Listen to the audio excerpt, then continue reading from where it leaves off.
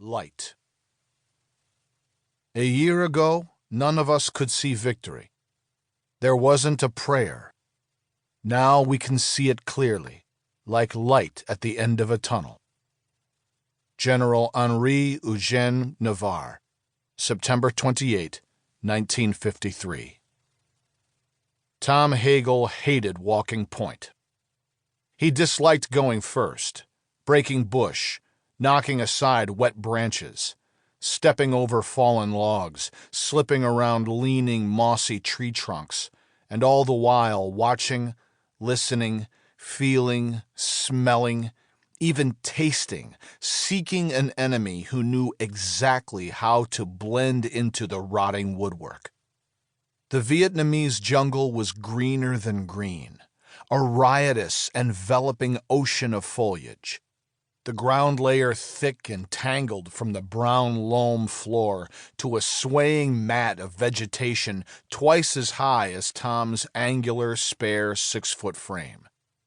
It made for tough slogging, and that was before somebody took a shot at you. Tom's head turned like a gun turret, slow and steady, listening and looking. He reached out, the long fingers on his left hand weaving through leaves and stems, just enough to push aside the abundant greenery.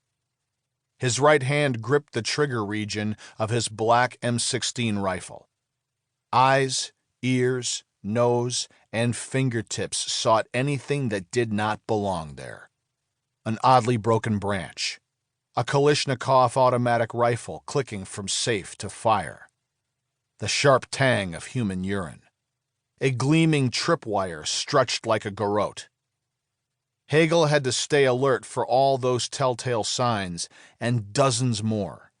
He had to do it despite the oppressive heat, the cloying humidity, and the pervading gloom. Not much sunshine filtered down through the soaring, thick tree canopy high above. In the fetid, tangled morass that choked the bottom of this rainforest, it was always dusk. Out there in the dim, unending sea of vegetation, beyond sensing, lurked dangers past counting. Tom Hagel knew it only too well. There be monsters. Yes, Tom Hagel hated walking point, but he was good at it. No, he was great at it. He kept his rifle company alive. He made sure they won their fights because those sharp clashes usually started with him. Woe to the thing that did not belong. With one squeeze of his M16's trigger, Hagel would level it. Rock and roll, full auto, punching out an entire magazine of 20 hot bullets as fast as you could snap your fingers. And that would usually do it. The old sergeants, the ones who carried out this brutal business and lived to tell of it, said that he who shot first and in force gained the edge in a murderous jungle ambush. Tom Hagel was all about that edge. Yet Tom Hagel hated doing it. He detested the war with all his heart.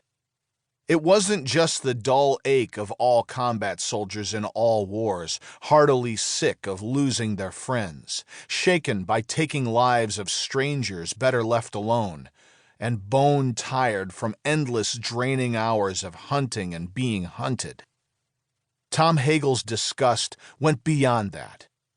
He considered the Vietnam War an abomination, an awful, deviant strain far removed from America's best instincts, a pointless, bloody scrum on behalf of an utterly corrupt local ally.